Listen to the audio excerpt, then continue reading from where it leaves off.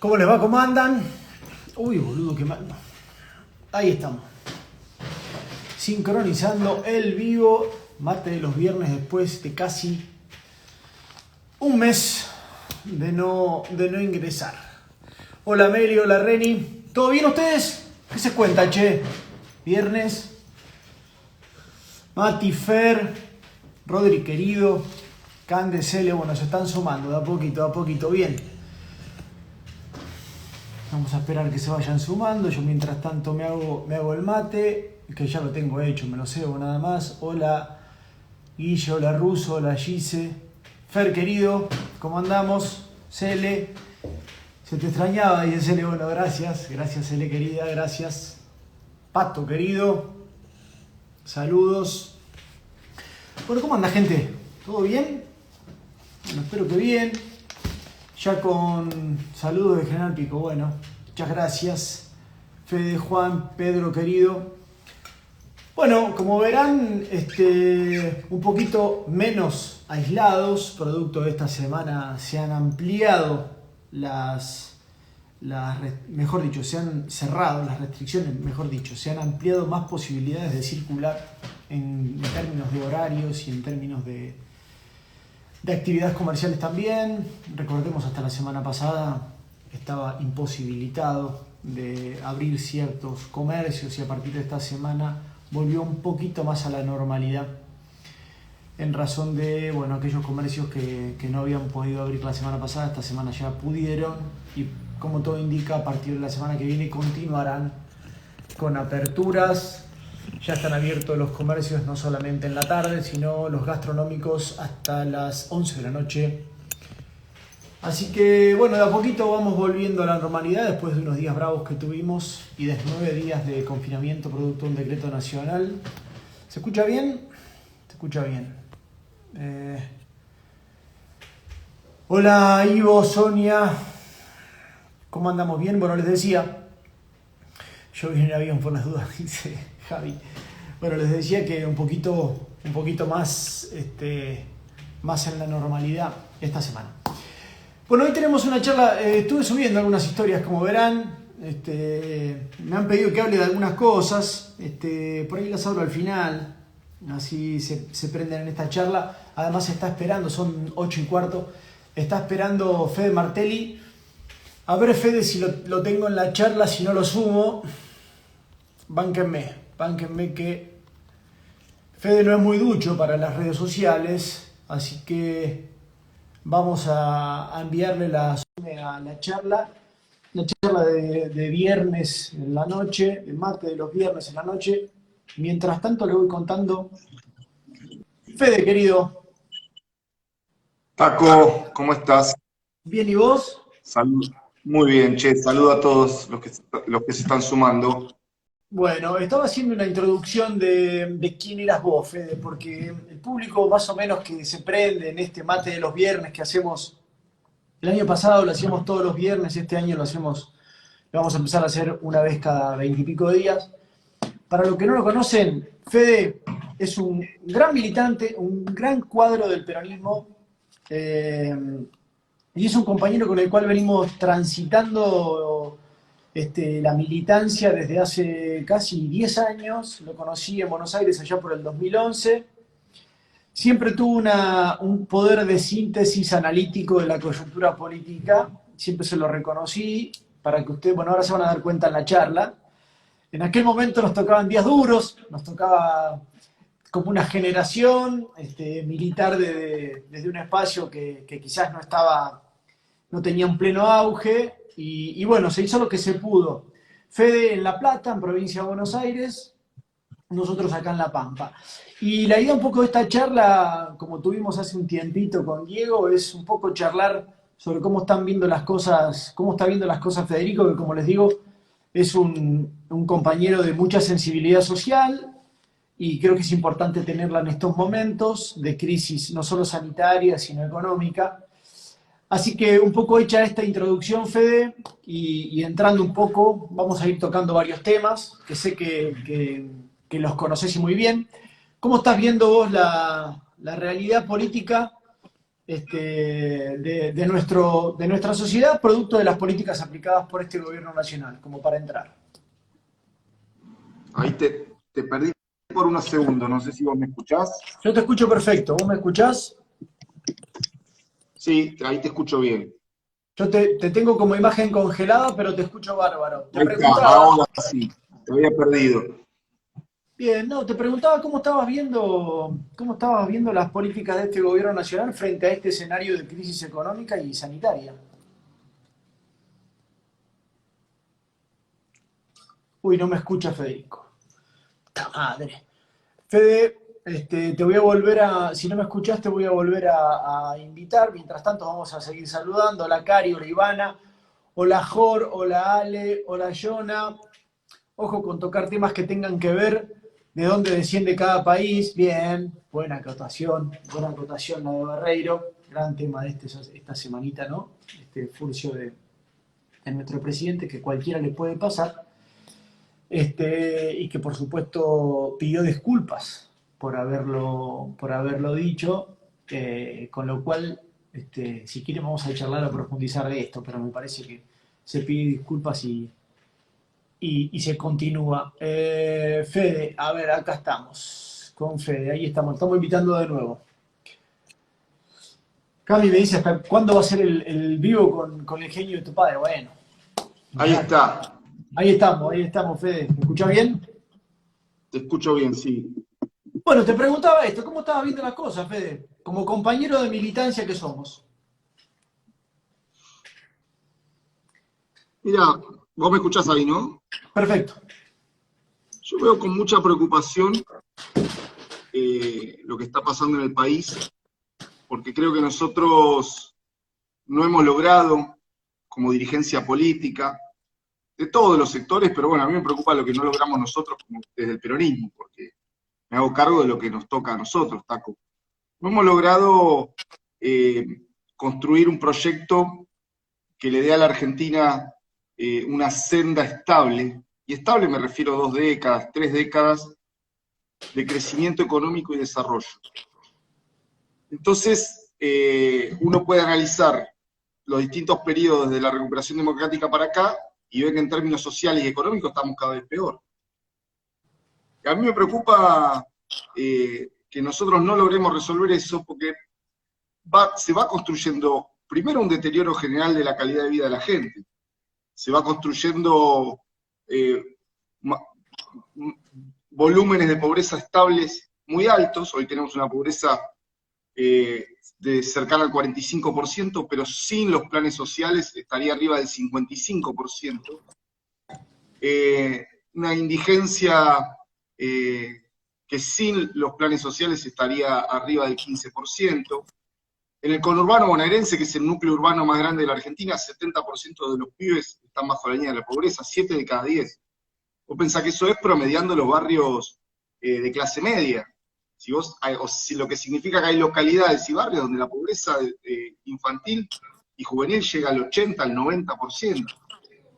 Me parece que nosotros no estamos logrando construir un relato claro para decirle a la sociedad cómo vamos a hacer como dirigentes del peronismo para dejar atrás esta situación y construir no solamente un país que amplía derechos, sino un país que además se desarrolla para poder garantizar esos derechos.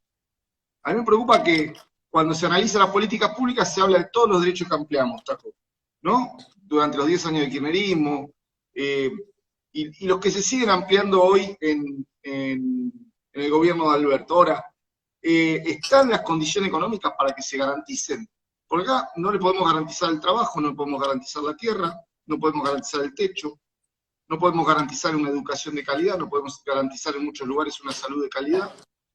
Y a mí me preocupa que la gente, en definitiva, termine dejando de creer que el peronismo es el vehículo para el ascenso social, el vehículo para el desarrollo, el vehículo para la transformación, y que además terminemos enemistados con los sectores productivos, con el campo, con la industria, con la agroindustria, con los sectores, incluso con lo que hoy es el sector más avanzado, que es el de las industrias de base tecnológica, ¿no? Las industrias del conocimiento. Yo estoy muy preocupado por por esto, por poder construir desde el peronismo en la pospandemia y nuestra generación sobre todo, un proyecto para discutir esto en la Argentina. A ver, anoté algunas cosas. Vos decís que hoy nuestro gobierno nacional no puede garantizar el trabajo, no puede garantizar la tierra y no puede garantizar la vivienda. En relación al trabajo coincido con vos porque está difícil, no hay dinamismo en el mercado interno, no hay posibilidad de generación de empleo, básicamente pues desde el gobierno nacional se está tratando de mantener el empleo a través de los ATP y demás, y créditos, con lo cual es difícil crear nuevo empleo cuando lo que se está es manteniendo el existente. Ahora, en relación a la tierra y a la vivienda, la vivienda es comprensible también, se está haciendo mucho al respecto con los nuevos Procrear y demás, pero en relación a la tierra, y es un tema que vos conocés bien también, y tiene que ver con alguna frase que dijo Alberto antes de ayer en su anuncio de este programa, ¿no? Y tiene que ver con una discusión más profunda, ¿no? Tenemos un montón de tierra ociosa en nuestro país, tierra fiscal ociosa en nuestro país, que no se ha puesto a disposición de un interés colectivo o un interés público, como prevé incluso nuestra Constitución. ¿Cómo ves eso? Yo conozco la realidad de la provincia de Buenos Aires. En este plano no me animaría a hablar de lo que pasa en Mendoza, en Jujuy, en Córdoba. La provincia de Buenos Aires, yo esto incluso se lo mandé en un texto a Alberto, lo hablé con el ministro de Desarrollo de la provincia, con Andrés Lacroque, lo he hablado con el jefe de gabinete, Santiago Cafiero.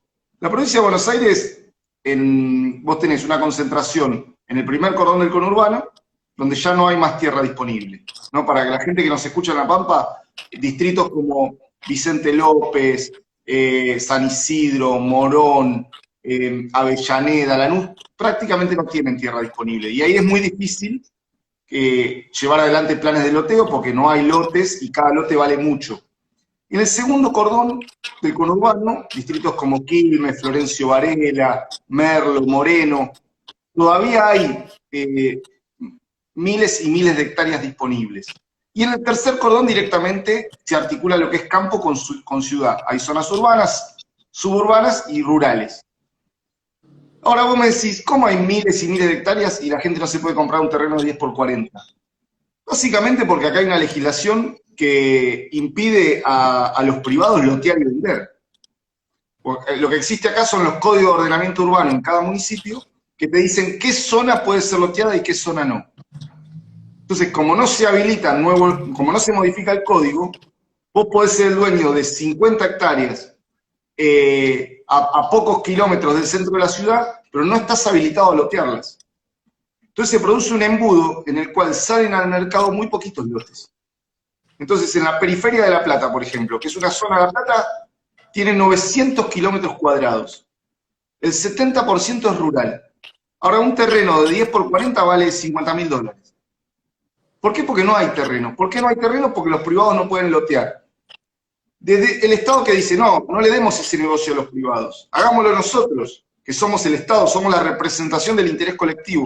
Pero finalmente el Estado, por burocracia, por desidia, por desinterés o por connivencia con los negocios privados, el Estado no lotea. El Estado no lotea, tampoco deja lotear al privado, finalmente no hay lotes, y los lotes que se generan en la provincia de Buenos Aires se generan de dos maneras. Los lotes que se generan a gran escala, o las usurpaciones, las tomas, las ocupaciones. Por ejemplo, en mi ciudad, en La Plata, Ataco, hay 190 asentamientos precarios. Para que te des una idea, 190 asentamientos precarios, un disparate. O countries que construyen por fideicomiso, que es una forma para no subdividir y poder igual vender los lotes. Finalmente lo que nosotros planteamos es, dejen a los privados lotear. Que los municipios les saquen la bota de encima a los sectores privados que quieren lotear, que el dueño de 2 hectáreas haga 60 terrenos, que el dueño de 10 hectáreas haga 600 terrenos, y que también intervenga el Estado. Pero con esa excusa, yo ya me empiezo a enojar, creo que es una excusa falso progresista, es un Estado impostor, que dice, no, que el negocio no lo haga el sector privado, vamos a hacer una intervención desde el Estado, que es el verdadero ordenador del territorio. Bueno, pero no lo hace. En los municipios de la provincia de Buenos Aires, el Estado larga muy pocos terrenos, el Estado urbaniza muy poco, y la tierra se ha valorizado a niveles exorbitantes. ¿no? Entonces, me parece que ahí hay un tema que es absurdo, que si como en La Plata hay miles y miles y miles de hectáreas para ser loteadas y a la vez hay gente que tiene que dormir abajo de un puente. Me parece que ahí hay una deuda que tiene que abordarse de una manera distinta. Me parece que el peronismo tiene que darle un poquito más de lugar al mercado y construir alianzas estratégicas más flexibles con el sector privado a la hora de pensar en temas como el de la tierra. Sí, ahí veo que Jorge dice, no habló de tierra fiscal el presidente, habló de los particulares. Es cierto, ¿no? Lo planteó como un esquema que viene ya del año pasado con Grabois y su experimento con relación a las tierras de una herencia de Cheve. Bueno, digamos, en La Pampa, te cuento, Fede, en La Pampa existe un banco de tierra y se ha avanzado con viviendas sociales en tal sentido, pero creo que eso es un tema gravitante, digamos, y absolutamente necesario. No sé, provincia de Buenos Aires, supongo que sí, pero La Pampa tiene grandes extensiones de tierra, en algunos casos improductivas, no todas, ¿no? Entonces creo que eso es una materia pendiente que creo que debemos adoptar. Yo no sé si el camino es la expropiación, porque claramente hay otros intereses, sobre todo porque teniendo tanta cantidad de tierras fiscales improductivas, digamos, que son fiscales, digamos, no son de particulares, podría avanzarse en tal sentido. Pero ese es uno de los temas que creo que nuestro gobierno tiene que adoptar. El otro tema es el trabajo que vos mencionabas recién. Y hay un tema que vos conocés bien y que tiene que ver con las necesidades de los más humildes, de los más postergados. Y en virtud de eso hubo novedades la semana pasada, ¿no? Hace casi un mes, que fue el aumento de la tarjeta alimentaria. Y como sorpresa, movimientos sociales, dentro de los cuales vos militaste durante mucho tiempo, plantearon una oposición al incremento monetario de la tarjeta alimentaria, porque lo que se busca es la generación de empleo. Hubo argumentos, ¿no? De todo tipo, de Pérsico, de los distintos movimientos sociales, planteando no solamente las comisiones financieras y bancarias que se dan producto de este aumento, sino también de la falta de generación de empleo. ¿Vos cómo analizás en términos de trabajo lo que ya planteaste en la introducción? Me parece que lo de la tarjeta alimentaria no está mal. A ver, la gente tiene hambre, es una forma directa en la cual se le acredita plata en una tarjeta de débito para que pueda ir al súper y comprar. Vos sabés que además cuando se mueven los comercios de barrio, se mueve muy rápido la plata porque el comerciante inmediatamente va al mayorista, porque el comerciante inmediatamente la reinvierte. Y en el medio de la crisis en la que estamos, es una medida espectacular, bienvenida sea. Ahora, en la post-pandemia a mí me interesa discutir cómo el Ministerio de Desarrollo y el Ministerio de Producción apuntalan a estos sectores que vos decís, a los sectores más vulnerables, más pobres, con más dificultades, para que puedan motorizar la economía social, la economía popular, la economía familiar, microfamiliar, todas las formas de asociación que existen en nuestro barrio y que nosotros las conocemos. Me parece que ahí el Estado tiene que hacer un gran esfuerzo, tomar 5 o 6 medidas muy sencillas, que por supuesto requieren una erogación de parte del Estado, pero que cambiarían rápidamente la realidad de los barrios. Me parece, a ver, hoy no hay acceso al crédito. Suponete un vecino nuestro, tuyo de La Pampa, mío de La Plata, que quiere poner una fábrica pequeña, una fábrica de hojotas, una fábrica de alpargatas, una fábrica textil, una fábrica de enlatado. Crédito no tiene. Cualquiera de los que está compartiendo la charla con nosotros va a un banco, ¿qué te piden? Una tasa del 100% anual. Un crédito a 8 años, multiplicás por 8 el capital que pedís. Imagínate un emprendedor que va a hacer zapallos, zapallos en lata, que pueda pagar una tasa de 800% en 8 años. Imposible. Entonces me parece que hay que motorizar el crédito a tasas realmente accesibles. Para estos sectores que además no tienen capital para poner de respaldo, no tienen casas para hipotecar. Nosotros estamos haciendo una experiencia con el microcrédito, pero no alcanza porque el nuestro es chiquito, somos una asociación civil, entregamos 20 microcréditos por semana, pero esto hay que hacerlo a gran escala. El otro tema hay que simplificar el tema de trámites e impuestos. Imagínate para un emprendedor que recién arranca en cualquier emprendimiento chiquito, un herrero que dice voy a hacer bancos de hierro. Tiene que contratar a un contador para que le haga los trámites en la AFIP, para que le haga los trámites en ARMA, para que le resuelva todos los tributos que tiene que pagar. Vos sabés que estamos hablando de sectores muy vulnerables, que no están en condiciones de contratar contadores, de pagar todos los impuestos, de hacer todos los trámites. Hay que flexibilizar eso. Hay que bajar los ingresos brutos para esos sectores. Un tipo que hoy vende un juego de sillones de madera a 100.000 pesos, entre el monotributo, ingresos brutos, y el contador se le quedan con el 10%, que capaz que es la ganancia de él. Nosotros en la provincia de Buenos Aires pagamos 3,5% de ingresos brutos, es muchísimo. Para estos sectores, digo yo, bajar ingresos brutos, ¿eh? Sí, sí. Me parece que hay medidas en ese sentido. Acceso al crédito, simplificación tributaria, capacitación técnica. Me parece que el Ministerio de Desarrollo tiene que tener un rol a la salida de la pandemia de tener mucha asistencia técnica para la producción, cómo mejorar lo que se produce, cómo comercializar mejor lo que se produce. Yo creo que habría una revolución en nuestros barrios si la gente tuviera esta ayuda. Si cada emprendedor que vos ves cuando salís a caminar, ¿no viste que hay compañeras que hacen barbijo con una máquina de coser? Que hay otro que se las ingenia y hace parrillas y las vende, otro hace zapatos. Los compañeros en los barrios tienen una creatividad enorme. Les falta este respaldo: crédito, simplificación tributaria, capacitación, ayuda a comercialización. Es decir, bueno, y por supuesto medidas económicas más de fondo para que haya un mercado interno vigoroso, que el vecino al lado tenga plata para poder comprar lo que el otro vecino produce. Porque si es una economía deprimida, todo esto que estoy hablando no sirve de nada. Parece que eso no soluciona el problema del trabajo industrial, del trabajo a gran escala. Pero sí, para una parte de la economía de los barrios son importantes estas medidas y nosotros vamos a seguir empujando para que el Ministerio de Desarrollo vaya en este sentido. Yo coincido en eso, Fede, y además de coincidir en eso, ahora leo algunos comentarios, estamos hablando de la inflación, hay preguntas sobre vivienda, bueno.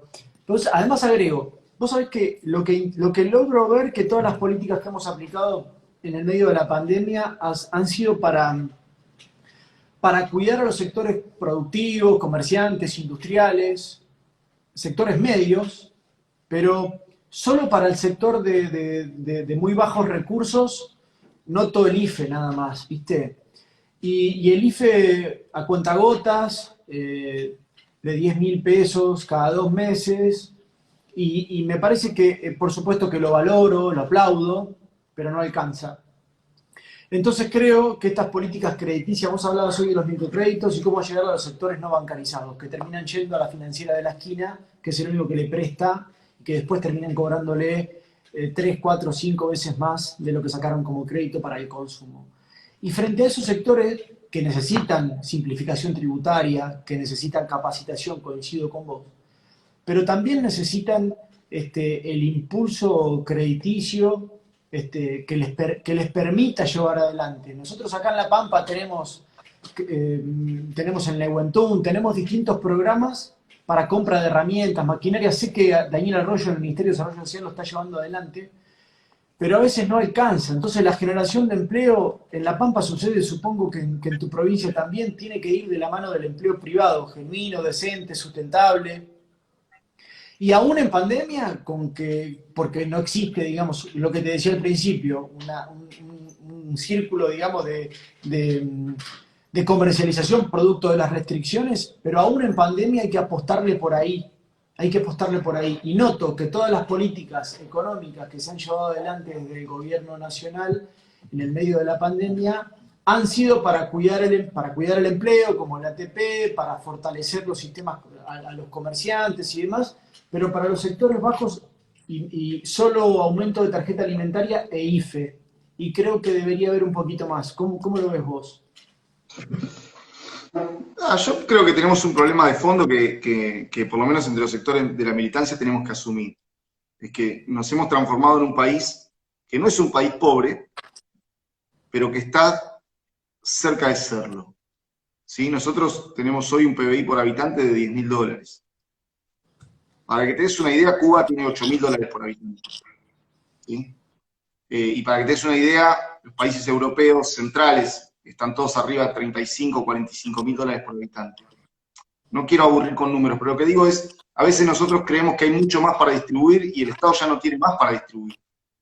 Eso es como preparar un asado con 2.000 pesos para 20 amigos y después que todos están discutiendo que no le tocó más chorizo, que no le tocó más morcilla, que no le tocó más pan, que no le tocó vino.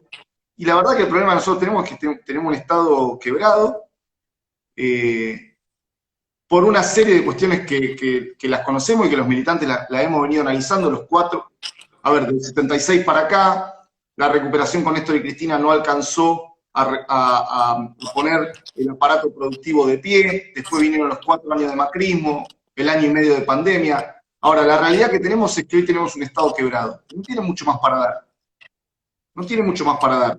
Y todo lo que da de más, los 9 puntos de déficit fiscal que nosotros tenemos, Taco, nos esperan en la góndola, ¿eh? Esa es plata que imprimimos y que va a precios. O sea, se la damos por un lado a la gente y después el precio en la góndola se la saca a la gente. Entonces, tenemos que transitar este momento sabiendo esto, ¿no? Hacemos lo que podemos, no tenemos mucho más. Ahora, ¿cómo vamos a vivir siempre así o pensamos en la pospandemia? Yo recién te hablaba de esa economía de los 2 deciles más bajos, la economía popular, la economía social, los barrios. Ahora hay 2 deciles más arriba, o 3 deciles más arriba, que es la economía de las pymes, que es la gran generadora de mano de obra, Sí, y además, a diferencia de los sectores de la economía social, además de que genera mucha mano de obra, genera mano de obra de calidad, con sueldos de calidad, que no es lo mismo. No es lo mismo autoexplotarse fabricando alpargatas y ganar 4,50 que ser un obrero textil en una fábrica textil y ganar un salario de convenio. Ahí me parece que con las pymes hay mucho para hacer, primero mentalmente. A ver, yo creo que nosotros tenemos que cambiar el chip y empezar a considerar, nosotros digo el peronismo en general, el kirchnerismo en particular, me parece que ha construido una mística y ha construido un discurso antiempresarial. No en todos, pero está un poco instalado. El del campo es garca, el empresario es garca, si es grande es más garca todavía. Y yo creo todo lo contrario, que nosotros tenemos que construir una mística proempresaria. Por supuesto con un Estado que controle y que discipline. Pero una mística proempresaria donde cada fábrica que se abre es motivo de festejo, donde cada producto que se exporta es motivo de festejo. Ahora damos mensajes contradictorios. Cerramos las exportaciones de carne, en una medida con la que a mí me parece mala, con la que estoy en contra, pero además tenés una gran parte del kirchnerismo festejando. Entonces, primero construir una mística del trabajo y la producción, una mística del PBI. Es difícil ir a discutir esto, porque ¿cómo vas a discutir con la militancia? Lo importante es que crezca el PBI de la Argentina. Más fácil militar derechos, más fácil militar otras cuestiones. Ahora, las 3 banderas de Perón no eran solo justicia social, era soberanía política e independencia económica, porque no puede haber justicia social sin soberanía económica. Entonces, lo primero que tenemos que cambiar es el chip de una militancia que tiene que empezar a abrazar al sector privado y a decirle, inviertan y generen laburo. Inviertan y generen laburo al productor agropecuario, a las economías regionales. Es decir, ese es el primer chip. Y después, una vez que en conjunto con el cambio de chip, con el cambio de mentalidad, las políticas concretas. Bajar ingreso bruto, bajar todas las retenciones a las exportaciones, y no hablo de la soja, hablo de las retenciones a las exportaciones de productos industriales, por ejemplo, o de economías regionales, acompañar con créditos flexibles, vincular mucho más el complejo científico-tecnológico con los sectores productivos. Me parece que hay un montón de medidas, y sabés que me da bronca que gran parte de esas medidas además se están tomando. Pero por un lado tomamos medidas que favorecen al sector privado y por otro lado elaboramos un discurso que lo castiga. Entonces el empresario dice, pero al final el gobierno, ¿me quiere o no me quiere? Porque tengo una parte del gobierno puteándome diciendo que soy un hijo de puta porque los precios suben, y tengo otra parte del gobierno ayudándome para que produzca más. Y al final la gente se vuelve loca. Le dije que Fede tiene una capacidad analítica en la cual por supuesto que coincido en gran parte. Vamos a leer algunos comentarios que nos vienen haciendo algunas consultas, Fede. Ivana dice, la inflación es otro tema cíclico de la Argentina. Bueno, es un gran problema. A propósito de eso, esta semana se lanzó un nuevo programa que se llama Súper Cerca. Programa que pretende reemplazar o complementar lo que fue precios cuidados, digamos. Precios máximos. Sí. Y tiene recoge algunas cosas que nosotros cuestionábamos, por ejemplo, incorpora a a los supermercados de cercanía, a las despensas de cercanía, incorpora no solamente grandes cadenas de supermercados, como sucedió con precios cuidados, como sucedía también con los 11 cortes de carne que estableció el gobierno nacional, solamente para las grandes cadenas de supermercados. Ahora se incorpora como gran novedad los mercados, las despensas de cercanía, los comercios de cercanía, y como otra novedad, el precio etiquetado en el producto garantizando cumplimiento efectivo del mismo. Podemos hablar de esto, podemos hablar de la ley de góndolas, podemos hablar de un montón de políticas que lleva o que pretende llevar adelante el gobierno nacional y los gobiernos provinciales también, por cierto, y municipales, pero lo cierto es que seguimos teniendo una inflación alta, de casi el 3-4% mensual. ¿Cómo cree Fede que esto se revierte? Primero, ver lo que está pasando en el mundo, lo que pasó el mes pasado en el mundo. La FAO pueden entrar a la página de la FAO y ver los comunicados, acaba de alertar sobre el problema del precio de los alimentos, pues subieron entre 7 y 10% los alimentos en todo el mundo. Subió el maíz, subió el trigo, subió el arroz, subió la leche, subió el azúcar. Entonces, en un país como el nuestro, que ya tiene un problema cíclico de inflación, le agregás una inflación.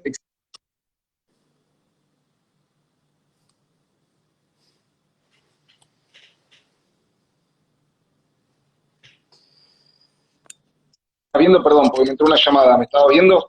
Ahora sí, dale, retomá. Aguántame, Fede, aguántame, Jonas, César, perdón. Pregunta, pero estamos todavía con la inflación. Continúa, Fede. Sí, perdón. Hay una inflación que viene de afuera. Después tenés otro problema, que el dólar pasó de 60 pesos cuando asumimos el gobierno a 100 y pico que está hoy. Y vos sabés que hay muchos precios de la economía atados al dólar. Y después tenés un problema de déficit fiscal financiado con emisiones. Ahí vos tenés tres problemas por los cuales los precios suben. ¿Podemos pisarle la cabeza a los precios? Sí, hagámoslo para llegar a las elecciones, hagámoslo para pasar el peor momento de la pandemia. Ahora no es la solución. Si vos decís, bueno, ¿cómo solucionamos esto? Y no es tan complicado. Dos cosas difíciles de hacer, fáciles de decir. Una es estabilizar la macroeconomía, ¿no? Además, no estoy diciendo nada que, viste, porque decís estas cosas y se asustan todos. Esto lo escribió Matías Culfas en el libro Hablemos de Ideas, 15 días antes de asumir. Si nosotros no estabilizamos la macro, es muy difícil manejar las variables chiquitas. Y después lo que podemos hacer también Sí. No, te decía que cuando hablas de estabilizar la macro, ¿solamente te referís al tipo de cambio, estabilizar el dólar o algo más? No, a ver, un tipo de cambio previsible para que el que invierte sepa cómo va a después convertir su inversión a moneda dura. Me refiero a una política tarifaria clara. Vos sabés que hay muchas industrias que dependen del precio de la energía. Entonces, con Cristina eran competitivas porque tenían energía baja, pero un día perdimos las elecciones, vino Macri y les reventó su inversión porque les puso la energía en las nubes. Entonces, sí, bueno, tarifas, precio del dólar, política de exportación, decir, che, ¿me van a dejar exportar o no me van a dejar exportar? Acceso al crédito. Vos sabés que hoy en Argentina no hay entidades financieras que puedan prestar 800, 900 millones de dólares a un gran empresario. Esas inversiones, esos préstamos se piden afuera. Sí. Y vos sabés que mientras nosotros estemos en un default técnico o mientras estemos con el riesgo país que estamos hoy, es muy difícil que una empresa pida 500 millones de dólares afuera y que se lo preste a una tasa aceptable. O como pasó con la restricción cambiaria que tenemos, que les tenemos que decir a las empresas que obligatoriamente refinancien su deuda en el exterior. Entonces, el Banco Central le dice a esta empresa, mira, vos tenés que pagar el vencimiento de un crédito, bueno, no te voy a dar los dólares para que lo pagues. Llamá al que vos le debés y decirle que le vas a pagar en otro momento. Entonces, si vos todas esas variables no las estabilizás, es muy difícil construir una estabilidad macroeconómica. Pero bien, el otro tema es multiplicar la oferta de alimentos. Porque vos sabés que el problema tiene que ver también con eso, con desmonopolizar. Vos sabés que en muchos rubros hay muy pocos. Hay muy pocos jugadores en muchos rubros. Sí. En los rubros lácteos hay muy pocos jugadores. Y en muchas provincias hay experiencias locales muy exitosas de producción láctea. Por ejemplo, ahora no pueden dar el salto a nivel nacional, pero vos sabés que hay fábricas de queso, fábricas de yogur, fábrica de todo tipo de lácteos en un montón de provincias. Ahora, después Mastellone, o Danone ahora, te concentran la distribución en la Argentina. Entonces, hay que producir más, hay que abaratar la logística, que el tipo que hace una pera en Allen, en Río Negro, le sale más caro traerla hasta Buenos Aires que hacerla. Hay que meterla en el tema de ferrocarril, hay que meterla en el tema logístico. Vos sabés que las economías regionales tienen un desperdicio enorme que no se procesa. En La Plata La Plata es el principal productor de tomate de la Argentina. Se tira un porcentaje altísimo de lo que produce porque madura todo junto y no tienen ni cómo estoquearlo bajo frío, ni cómo procesarlo. Entonces me parece que el Estado, que es el que tiene que direccionar hacia dónde va el sector productivo, tiene que ayudar a que se multiplique la oferta de alimentos.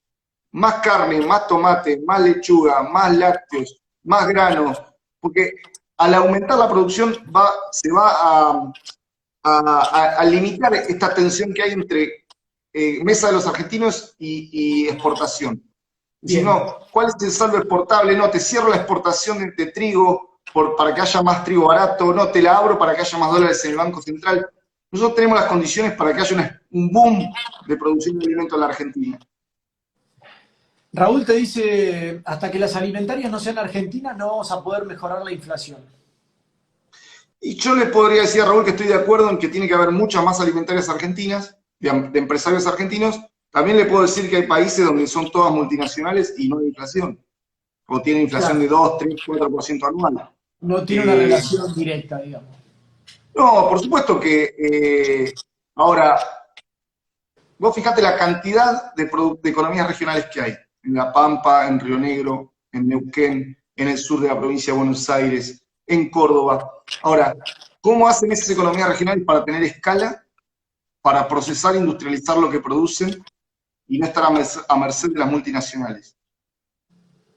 Mira, yo soy un gran defensor de las grandes empresas, yo soy un gran defensor de Arcor, porque yo creo que el país se articula entre Estado, grandes empresas, pyme, movimiento obrero, movimientos sociales. Ahora, no puede ser que no haya otros Arcor. Está bien, tienen una escala para monopolizar, escala para generar las condiciones de juego favorables hacia ellos. Bueno, ahí tiene que intervenir el Estado y ayudar a que los duraznos de Río Negro se procesen y se enlaten en Río Negro. Para que cada una de las economías regionales pueda procesar en origen y además generar empleo que detenga la migración interna para que el conurbano no se siga ampliando, que tiene que ver con lo que hablábamos al principio de la charla, con el problema que tenemos nosotros acá de la tierra y la vivienda. Nosotros tenemos que multiplicar por 3 o por 4 la producción de alimentos en la Argentina en los próximos 20 años. Estamos de acuerdo.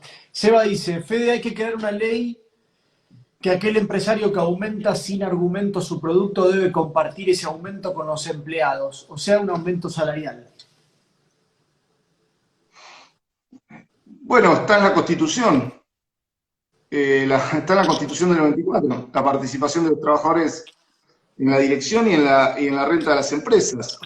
Y además los países más avanzados del mundo, no comunistas. En Alemania, en gran parte de la industria alemana, la participación de los trabajadores en la renta hace que el nivel de productividad sea mayor y que el nivel de convivencia entre capital y trabajo sea mejor. Coincido totalmente. Ahora, también hay que, junto con esa ley, para que los trabajadores participen de una manera más activa en las ganancias, hay que generar condiciones para que existan esas ganancias. A mí lo que me preocupa es que muchas empresas están al borde de la quiebra, no solo que no reparten las ganancias, ni siquiera tienen ganancias. ¿No? Las pymes que con esta crisis económica están al borde de la quiebra son miles. Porque no es solo la pandemia, recordemos los 4 años de macrismo. Sí, estamos de acuerdo. Estamos de acuerdo y acá hay preguntas sobre eso. César dice, se necesita un asesoramiento técnico. Bueno, retomando lo que veníamos hablando, en La Pampa esperemos que la agencia recientemente creada cumpla ese papel. Coincido, César, la Agencia de Comercio Exterior seguramente estás haciendo referencia. Joana dice, la lectura está muy bien. Ahora, en medio de una pandemia había prioridades. Es imposible no tener en cuenta el contexto de pandemia que atravesamos y la economía rota que dejó la administración anterior. Coincido, sí. Yo por eso te dije, una vez pasada la pandemia hay que discutir todo esto, y nosotros como generación peronista tenemos la obligación de discutir esto. A mí me preocupa que hay un texto de Federico Zapata, que lo recomiendo, en la revista Panamá. Lean la revista Panamá, es extraordinaria la cantidad de análisis que tiene, que dice, bueno, nos estamos transformando en un Estado con derechos pero sin desarrollo. Y a mí me preocupa eso, ¿no? Cómo el peronismo, y sobre todo nosotros somos una nueva generación que está a punto de hacerse del poder político en la Argentina, Taco, porque ya tenemos más de 40, tarde o temprano nos vamos a tener que hacer cargo, vos ya ocupás un lugar institucional importantísimo, tenemos que discutir en serio qué vamos a hacer con el país, cómo vamos a generar valor, cómo vamos a capitalizar el sector privado, cómo vamos a distribuir mejor la renta nacional, cómo vamos a incluir a los sectores que hoy están excluidos. Son las discusiones que nuestra generación se tiene que hacer cargo post pandemia. Ahora es aguantar, coincido con el comentario, ahora es aguantar, ahora es ponerle plata en el bolsillo de la gente, ahora es tratar de vacunar lo más rápido posible. En el medio de un incendio no se puede poner a discutir ni dónde va el sillón ni dónde va la heladera. Ahora, una vez que lo apaguemos, empecemos a discutir en serio las cosas. Y no hagamos como que. Sí, estoy de acuerdo, estoy de acuerdo con lo que plantea Jonah también. Bueno, quería profundizar, pero vamos a seguir leyendo los comentarios de la gente que se copó en la charla. César dice, ¿qué piensan de los dos grandes problemas económicos que a mi criterio son la debilidad económica, la debilidad de la moneda y la debilidad del sistema financiero que nos impide ahorrar y todos los efectos económicos y financieros? Bueno, sí, la debilidad de la moneda, bueno, hablamos de ordenar la macroeconomía, digamos, venimos de una experiencia de la gestión anterior que claramente devaluó la moneda y nosotros, digamos, si bien logramos estabilizarla, la estabilizamos alta, digamos, tenemos un piso alto. Jonah dice, para pedir inversión hay que confeccionar políticas que generen confianza en el privado, estamos de acuerdo. César dice, ¿no será útil ir a una moneda dura y hacer un mercado financiero anclado en bancos firmes? ¿Qué opinas de eso? No, a ver, que si no podés tener política monetaria, estás muy atado a la economía global, ¿no? Nosotros, de hecho, tuvimos en los 90 una moneda dura, porque la ley de convertibilidad era eso. Sí. Cada peso podía ser naturalmente intercambiable por un dólar, o sea, era una dolarización de hecho, Taco, porque cada peso tenía un respaldo. Y cuando vos no podés devaluar para ganar competitividad en la industria, cuando vos no podés imprimir frente a crisis puntuales, estás muy atado al flujo de capitales. ¿Qué le pasó a la Argentina en los 90? Le pasaron dos cosas. Primero, vivió de las privatizaciones. 45.000 millones de dólares ingresaron en los primeros 5 años del gobierno de Menem, con lo cual hubo una sensación de bienestar producto de ese ingreso único y extraordinario de dólares, porque vos no podés vender lo que ya vendiste una vez. Lo otro que pasó fue que cuando el flujo de capitales cambió de dirección, después de la crisis del tequila, la crisis del 94, cuando los dólares dejaron de venir y empezaron a irse, vos te quedaste sin herramientas monetarias para... no podías devaluar, no podías imprimir, y finalmente lo que te sucedió fue que fuiste a una depresión crónica, 98 en adelante. 97 ya una desaceleración, 98 crisis. Bueno, se discute mucho. Yo creo que la herramienta monetaria propia es importante. Por supuesto, no este peso que nadie lo quiere, no este peso que no te sirve, pero sí que un país sólido arranca teniendo una moneda. Te diría, no hay país que tenga un proyecto estratégico sin moneda. Corea del Sur tiene moneda, Vietnam tiene moneda, Singapur tiene moneda, China tiene moneda, Brasil tiene moneda, Francia tiene moneda. Veamos los países a los que le va bien, grandes o chiquitos, desarrollados en el siglo XIX y XX o XX y XXI, con un perfil exportador de materias primas o con un perfil industrial de alto valor agregado. Digo, pues, vos podés ver Australia, vive bien gracias a sus materias primas. O podés ver Japón, vive bien gracias a su industria. Todos tienen una moneda, todos tienen una política monetaria propia, con lo cual creo que eso es fundamental. Yani dice, yo creo que el gobierno ya no puede controlar la inflación, y los sueldos siempre son por debajo. Obviamente cada vez que vamos a caer en la pobreza, a mí como militante es muy triste ver cómo la gente, y debe continuar. Ese es un tema, Fede, ¿eh? Digamos, el año pasado no cubrimos los índices inflacionarios con paritaria. Este año dijimos a principio de año que íbamos a superarla. Hace poquito Cristina con Massa firmaron un 40% incremento para el personal legislativo. Lo cierto es que, a ver, si algo nosotros, y fuimos críticos desde adentro, autocríticos se denomina, sobre todo del 13 al 15, donde tuvimos una alta inflación, ministro de Economía Kicillof, y tuvimos una devaluación en el 14, nosotros nunca, por lo menos nosotros, yo digo, yo y seguramente vos también, porque lo hemos hablado, nunca negamos estos incrementos inflacionarios. Lo que sí decíamos eran que las paritarias iban por encima. Y ahora no negamos, porque tenemos un INDEC que lo muestra, ¿no? Con inflación el año pasado creo que fue 36, 37, pero veníamos del anterior de Macri que fue 54.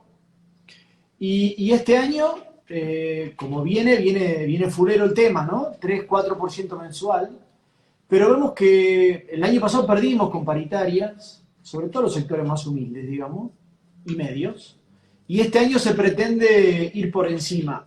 Pero eso es un tema, lo de la paritaria. Sí, dale, te escucho, dale. No, no va a pasar. Yo no creo que este año los salarios le ganen a la inflación, pero a mí acá me parece que no hay malos de la película, ¿eh? Ese es el problema. Yo no veo malo, no veo que, a ver, ¿quién es el malo de la película acá, Taco?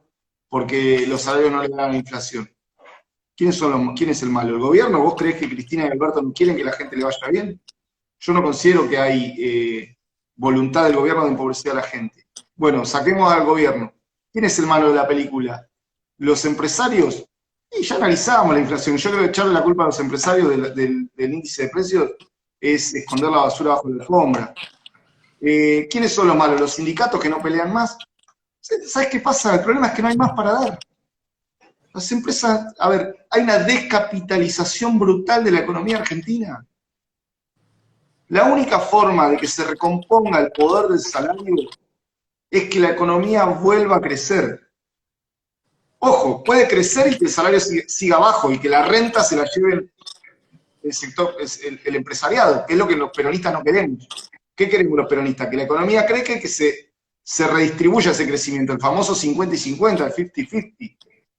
Ahora, las empresas están totalmente descapitalizadas. Supongamos que todos los sectores de la economía dan paritarias igual que la inflación.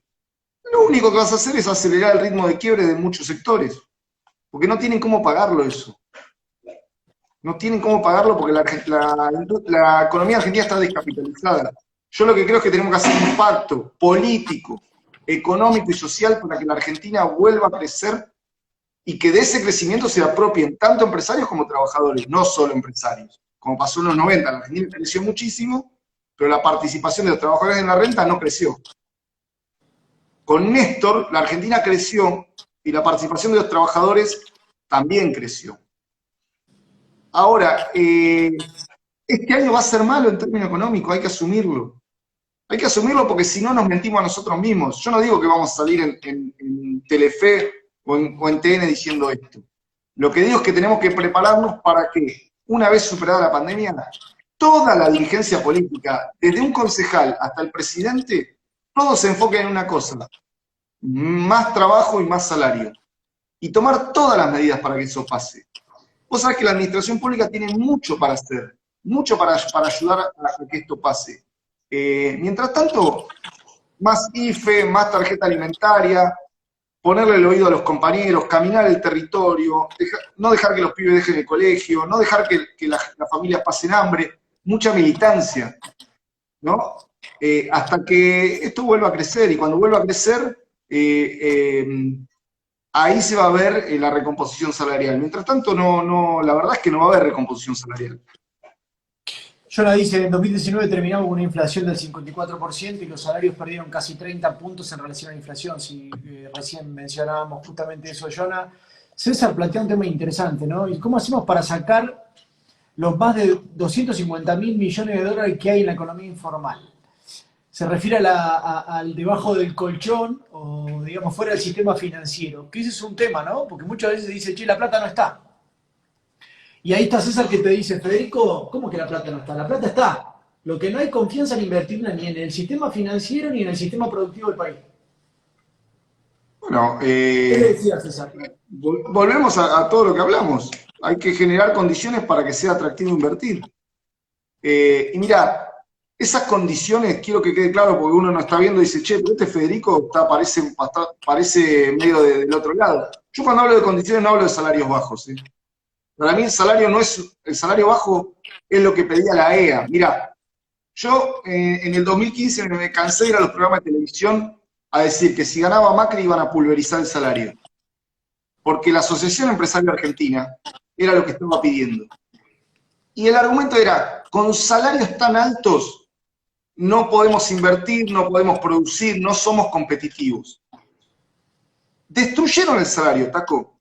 Hoy la Argentina tiene uno de los salarios más bajos de la región, cuando en el 2015 tenía el más alto. El salario mínimo está en 200 dólares. Pulverizado. Y vos ves que esas empresas que decían que había que reventar el salario hoy estén invirtiendo miles de millones de dólares para generar trabajo. Era mentira, ellos querían pulverizar el salario para maximizar sus ganancias. Pero al entramado productivo argentino, el 80% de nuestro PBI es mercado interno, no le sirven los salarios bajos. Al entramado productivo argentino le sirven salarios medios, porque los trabajadores son los que compran lo que fabrica la fábrica de al lado. Al industrial, al productor agropecuario, al comerciante, le conviene salarios altos, porque vive gracias a eso. Entonces yo cuando hablo de generar condiciones no hablo de bajar el salario, eso es una burrada. Los argentinos nos merecemos vivir bien y con salarios dignos. Lo que hablo es del crédito, de la macro, de las condiciones de exportación, de las tarifas energéticas, de la burocracia estatal. Todo eso es lo que nos decían recién en el comentario. Bueno, el que tiene, no te hablo fortuna, pero el que tiene $1 millón abajo del colchón, el que tiene 10 millones de dólares abajo del colchón, ¿por qué lo meterían en el sector productivo? Bueno, fíjate que en la época de Néstor, cómo creció del 2002 al 2007 la inversión extranjera directa, y cómo creció la inversión de los propios argentinos. Llegamos al 25% del PBI. Creo que acá hay un montón para hacer y hay un montón de rubros, pero escúchame, en biotecnología se puede hacer muchísimo. En energía ni hablar, en energía está todo por hacerse acá, todo por hacerse. En agroindustria estamos al borde de una revolución que va a transformar la forma de producir alimentos en el mundo. Vos la estás viviendo esa revolución en La Pampa, Taco. Están transformando Casa de Piedra, que hace 20 años era una zona absolutamente improductiva, la están transformando en una de las zonas con mayor productividad de la industria vitivinícola de la Argentina. Entonces, vos fíjate, la revolución se puede hacer cuando el Estado y el sector privado se ponen de acuerdo. Ahora, hay que construir esa mística. Yo creo que los 50 millones de argentinos tenemos que hablar de eso, de las capacidades nacionales, porque están ahí esas capacidades. Podemos hacer una revolución productiva en la Argentina en todos los planos. Agroindustria, robótica, biotecnología, energía, en el litio, en el petróleo, en el gas, en la generación hidroeléctrica. Hay proyectos para hacer 2 represas importantes en Misiones. Está el proyecto para hacer la nueva central nuclear con los chinos. Hay tanto por hacer, tanto por motorizar. Somos un país que tiene todo por hacer. Entonces, si bien gran parte de esta charla fue bastante pesimista, yo soy un optimista y un convencido que las capacidades nacionales están ahí. Y sabés que estoy convencido también que la generación que hoy nos gobierna no lo va a resolver, lo va a resolver la nuestra. Que nosotros en los próximos 10 años nos vamos a hacer cargo de la Argentina y vamos a construir un pacto intergeneracional para sacar a todos los argentinos de la pobreza y para generar los 4 millones de puestos de trabajo que la Argentina necesita. Lo va a hacer vos, Taco, lo voy a hacer yo, lo va a hacer Kiko Busato, lo va a hacer Francisco Charren, lo va a hacer Cuervo Larroque, lo va a hacer Carolina Moisés. Estoy convencido que en cada provincia hay un montón de cuadros generacionales que tienen esta vocación. Perfecto, Fede. Bueno, Jonah dice, la actualización salarial que firmó CFK con Massa, entiendo que presiona todo tipo de acuerdo paritario pactado en relación al 29% estimado por Guzmán. Está bien, no lo sé, lo que deja al desnudo dos cosas, el error horrible con la inflación estimada, el salario queda muy por debajo de la inflación. En cuanto a salarios mínimos, bueno, pero ya estamos un poco al cierre, Fede, ha pasado la hora de charla, así que ha sido al principio pesimista, pero después con este cierre que has dado, digamos, ha dejado un poco de ilusión, digamos, generacional sobre nuestro futuro. Fede, cerralo con lo que te parezca y desde ya te agradezco, por supuesto, que te hayas sumado a esta charla en este mate de los viernes. Que con Federico, además de ser compañero, somos amigos, así que agradecido por tu tiempo, Fede. Nada, en primer lugar, dejarle un saludo a tu viejo, que vos sabés que para nosotros es un referente, primero por su firmeza doctrinaria, pero sobre todo por su trayectoria, ¿viste? Esos tipos que nos enseñan que no hay que correrse de la ruta en la que uno cree. Pueden venir las cosas bien, pueden venir mal, pero a la larga, cuando evalúen tu vida, la van a evaluar por el camino que hiciste y no por los atajos que tomaste, ¿no? Y a veces cuando uno dice, bueno, la tentación es ser un poco más de hijo de puta para llegar más rápido, o la tentación es pisarle la cabeza al de al lado, y lo hemos sufrido mucho nosotros, Taku, y yo veo a los que me han pisado la cabeza a mí, lo rápido que han ascendido. Yo digo, bueno, pero eso, yo no hago política para ascender. Yo hago política para transformar, porque no me hice peronista por poder. Yo me hice peronista porque no podía vivir tranquilo con la injusticia que me rodeaba. Entonces, mi reflexión final tiene que ver con eso. Tomar el ejemplo de Rubén para pensar cómo debe ser un militante en el siglo XXI. Porque más allá de la macroeconomía, más allá de la estrategia, más allá de la geopolítica, un país grande no se puede hacer con dirigentes hijos de puta. Un país grande se tiene que hacer con dirigentes que entienden que estamos en el mismo barco y nos tenemos que ayudar, no maltratar, ¿no? Y que tenemos que construir consensos, no ir a la guerra. ¿Viste? Porque si no hay heridas que te impiden romper la grieta. Y cuando vos vivís en grieta, la grieta es lo más conservador que hay. La grieta es lo más conservador porque perpetúa esta situación en la cual hay un empate, en la cual nadie puede mover un papel porque están todos objetándolo. Entonces me parece que la reflexión tiene que ver con eso.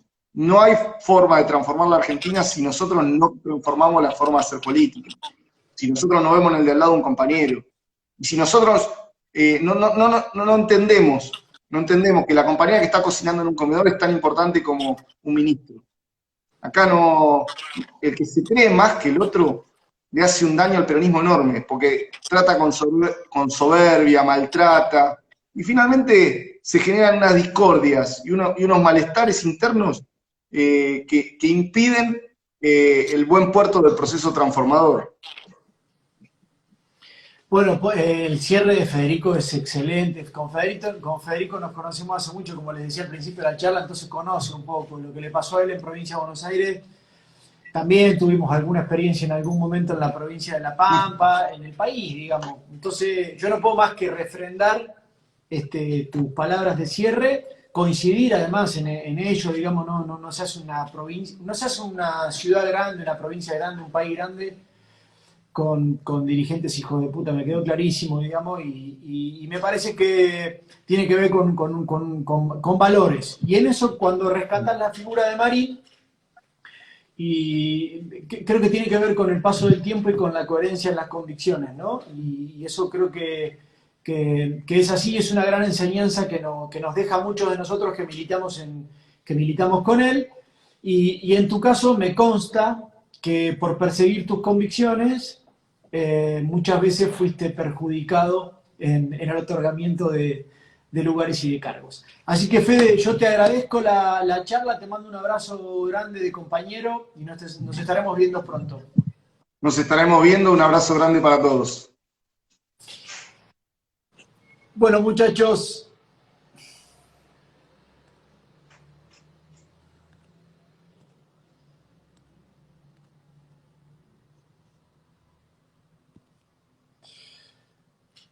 Bueno, muchachos, gran charla, digo Federico, así que les agradecemos, en colectivo, siempre hablando de un proyecto colectivo, les agradezco que hayan participado en la charla. Creo que hay varios temas para sacar en términos de lo que ha sido su exposición, su charla, digamos, amena que ha tenido con nosotros. Y bueno, los temas pendientes ya fueron respondidos. Algunos hablamos de varios temas de trabajo de vivienda y de tierra, que creo que por ahí pasa el tema, ¿no? Reconstruir la Argentina pasa un poco por ahí. Y a Jonah dice, atrás tuyo hay uno que no sabe nada. Bueno, hablamos de él, así que sabe poco. Bueno, pronto por ahí hacemos un segundo video con el uno que lo tengo atrás. Gracias, muchachos. Nos vemos en unos días y, como siempre, viva Perón.